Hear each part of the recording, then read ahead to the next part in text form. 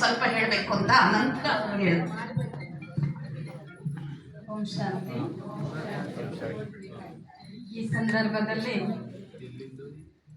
ನಿಮ್ಮೆಲ್ಲರ ಬಹಳ ಪ್ರೀತಿಯಾದಂಥ ವಿಶೇಷ ವ್ಯಕ್ತಿ ಅಂತಲೇ ನಾವು ಈ ಸೇವಕರು, ಜನನಾಯಕರು ವಿಶ್ವದಲ್ಲಿ ಅಥವಾ ನಮ್ಮ ಕರ್ನಾಟಕದಲ್ಲಿ ಸಾಕಷ್ಟು ಸೇವೆಗಾಗಿ ಅವರ ಜೀವನವನ್ನು ಸಮರ್ಪಣೆ ಮಾಡಿದ್ದಾರೆ ಅಂತಲೇ ನಾವೊಂದು ರೀತಿ ಜೀವನ ಕೊಟ್ಟಿದ್ದೀವಿ. ಆದರೆ ನಮ್ಮ ಕೃಷ್ಣ ಬೈರೇಗೌಡಣ್ಣವರು ಇಷ್ಟು ಒಂದು ವಿಶಾಲ ಮನಸ್ಸಿನಿಂದ, ಇಷ್ಟು ಒಂದು ಉದಾರತೆಯಿಂದ ಈ ಒಂದು ಸೇವೆಯಲ್ಲಿ ನಮಗಾಗಿ ಈ ಒಂದು ಜಾಗವನ್ನು ಅವಾಗಲೇ ಜಯಂತಿ ಅಕ್ಕವರು ಸಹ ಹೇಳಿದ್ರು, ಒಂದೊಂದು ಚಿಕ್ಕದಾಗಿ ನಾವು ಮಾಡಬೇಕಾದ್ರೂ ಕೂಡ ಬಹಳ ಕಷ್ಟನೇ. ಅದರಲ್ಲೂ ಈ ಒಂದು ಮಹಾನಗರ ಪಾಲಿಕೆ ಏನು ಬೆಂಗಳೂರು ಇದೆಯೋ, ಈ ಬೆಂಗಳೂರಲ್ಲಿ ಒಂದೊಂದು ಇಂಚಿಗೂ ಕೂಡ ನಾವು ಜಾಗ ತಗೊಳ್ಬೇಕಂದ್ರೆ ಬಹಳ ಕಷ್ಟದ ವಿಚಾರ. ತಮ್ಮೆಲ್ಲರಿಗೂ ಅನುಭವ ಇದೆ.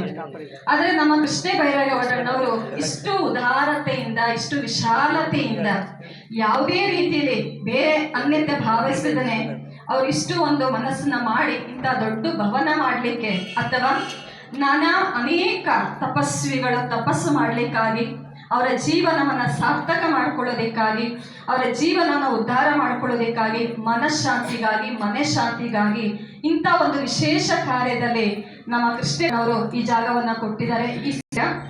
ಅಂಥ ಒಂದು ಕಾರ್ಯದಲ್ಲಿ ಅಣ್ಣವರು ವಿಶೇಷವಾಗಿ ನಮಗೆ ಸಮಯ ಕೊಟ್ಟು ಈ ಒಂದು ಜಾಗವನ್ನು ಕೊಟ್ಟಿದ್ದಾರೆ. ಅದಕ್ಕಾಗಿ ಅಣ್ಣವರಿಗೆ ಮತ್ತೊಮ್ಮೆ ನಮ್ಮೆಲ್ಲರ ಕಡೆಯಿಂದ ಜೋರಾಗಿ ಸ್ಮರಿಸ್ತಾ, ಯಾಕೆಂದರೆ ಅಣ್ಣವರು ಮನಸ್ಸು ಮಾಡಿದ್ರು, ವಿಶೇಷವಾಗಿ ಕಾರ್ಯ ಮಾಡೋದಕ್ಕೆ ಜಾಗವನ್ನು ಕೂಡ ಕೊಡಲಿಕ್ಕೆ ನಿಮಿತ್ತರಾದರು.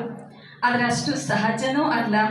ನಮ್ಮ ಹರಿಯಣ್ಣ ಮತ್ತು ಲಕ್ಷ್ಮಿ ಅಕ್ಕನ ನಾವು ಎಷ್ಟು ರೂಪದಲ್ಲೂ, ಎಷ್ಟು ಶಬ್ದಗಳಲ್ಲಿ ನಾವು ಹೇಳೋದು ಬಹಳ ಕಡಿಮೆನೇ.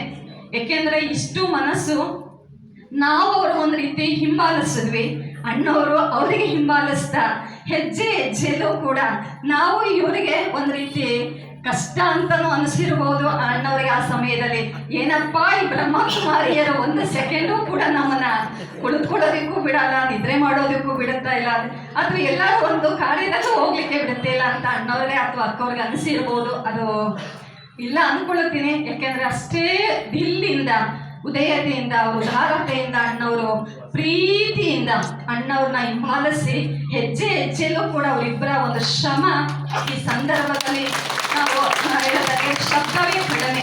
ಅವರಿಗೆ ಯಾವ ರೂಪದಲ್ಲಿ ನಾವು ಅವರಿಗೆ ಥ್ಯಾಂಕ್ಸ್ ಹೇಳಬೇಕು, ಧನ್ಯವಾದ ಹೇಳಬೇಕು.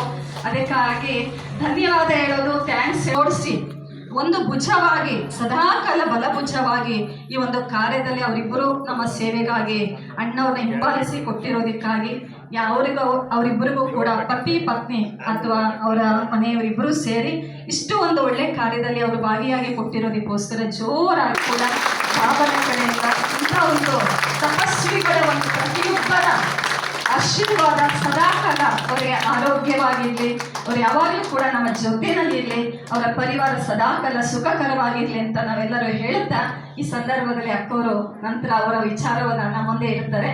ಹಾಗಾಗಿ ಮತ್ತೊಮ್ಮೆ ಅವರಿಗೆ ಥ್ಯಾಂಕ್ಸ್.